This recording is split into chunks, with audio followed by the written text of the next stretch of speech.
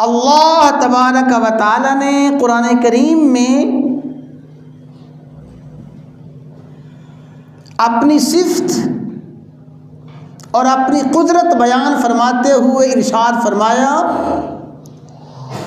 اللہ خالق کل شیء، ہر چیز کا پیدا فرمانے والا، ہر چیز کو تخلیق کرنے والا اور ہر چیز کو وجود بخشنے والا اللہ تبارک و تعالی ہے۔ کائنات کا حقیقی خالق، کائنات کا حقیقی مالک، کائنات کا حقیقی رب، حقیقی پالنے والا اللہ تبارک و تعالیٰ کی ذات اقدس ہے۔ اللہ تعالیٰ نے کائنات کو پیدا فرما کے نظام کائنات کو اسباب کے تحت جوڑا ہے۔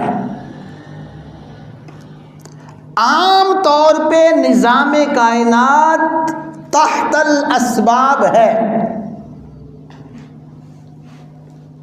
سبب موجود ہوتا ہے،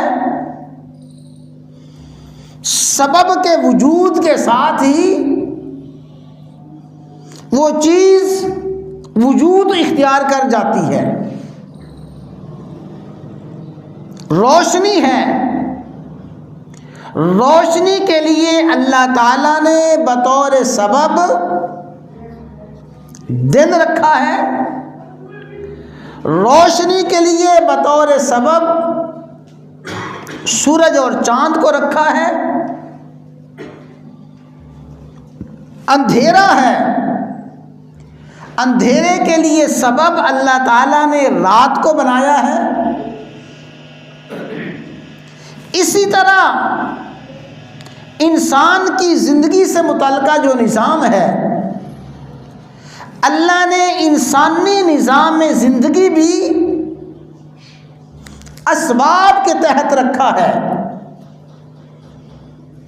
انسان کو بھوک لگتی ہے، اللہ نے بھوک دور کرنے کا سبب، پیاس دور کرنے کا سبب اشیاء خورد و نوش کو رکھا ہے۔ انسان خوش ہوتا ہے، انسان پریشان ہوتا ہے، انسان غصے میں آتا ہے، انسان کے جذبات محبت ابھرتے ہیں۔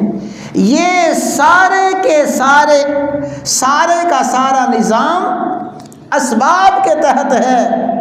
کوئی سبب ہوتا ہے انسان کو غصہ آ جاتا ہے، کوئی سبب ہوتا ہے انسان کو پیار محبت آ جاتا ہے، کوئی سبب ہوتا ہے انسان جذبات میں آ جاتا ہے، کوئی سبب ہوتا ہے انسان بالکل تحمل بردبار ہو جاتا ہے۔ تو حضرات گرامی، اللہ تعالیٰ نے اس جہان کو اسباب کا جہان بنایا ہے، اس لیے کہتے ہیں دنیا دار الاسباب ہے۔ میرے بھائیوں، جو بات میں عرض کرنا چاہتا ہوں انتہائی توجہ کے ساتھ سن لیجئے۔ جس طرح اللہ تعالیٰ نے مختلف اسباب جہان کو چلانے کے لیے بنائے ہیں، نظام جہان اللہ تعالیٰ نے مختلف اسباب کے تحت رکھا ہے۔ ان اسباب میں انسان کے اعمال بنیادی اور بہت بڑا سبب ہے۔ میرے اور آپ کے اعمال، انسانوں کے اعمال بنیادی سبب ہیں، بہت بڑا سبب ہیں۔